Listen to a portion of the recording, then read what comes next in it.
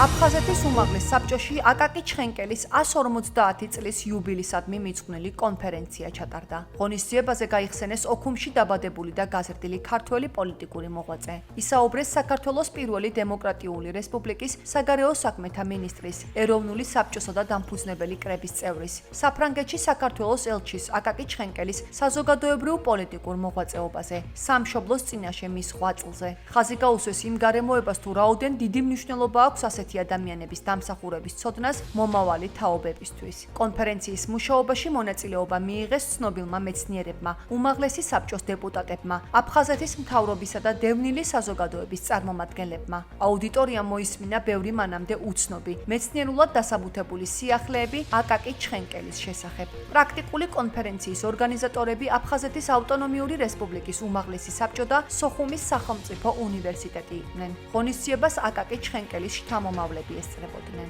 აკაკი ჩხენკელი წარმოშობით იყო აფხაზეთიდან. მისი მოღვაწეობის ძალიან დიდი ნაწილი დაკავშირებული არის აფხაზეთთან.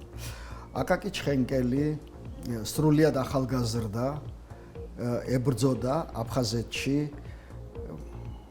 იმპერიულ პოლიტიკას, რომლის მიზანი იყო ადგილობრივი მოსახლეობის ასიმილაცია, გადაგვარება და აი ამ ბრძოლაში თედო სახოკიასთან, ამბროსი ხელაიასთან ერთად მას უზარმაზარი წვლილი მიუძღვის და სხვათა შორის მაშინდელმა ხელისუფლებამ ამის გამო აკაკი ჩხენკელი და სხვა მოღვაწეები კავკასიიდან გაასახლა 1904 წელს.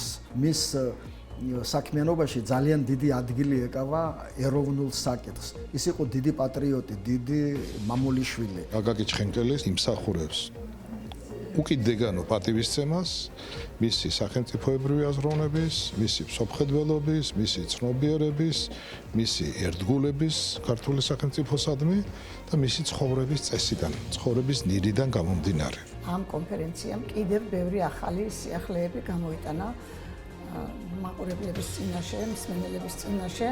აკაკი ჩხენკელის სახელი არ ეკუთვნის მხოლოდ ისტორიას, ის თანამედროვეცაა, ჩვენი თანამედროვეც, ჩვენს გვერდით დგას თითქოს და მიგვითითებს იმ სიძნელეების გადალახვაზე, რაც ქართული სახელმწიფოებრიობის დაცვასა და გამტკიცებას ეხება.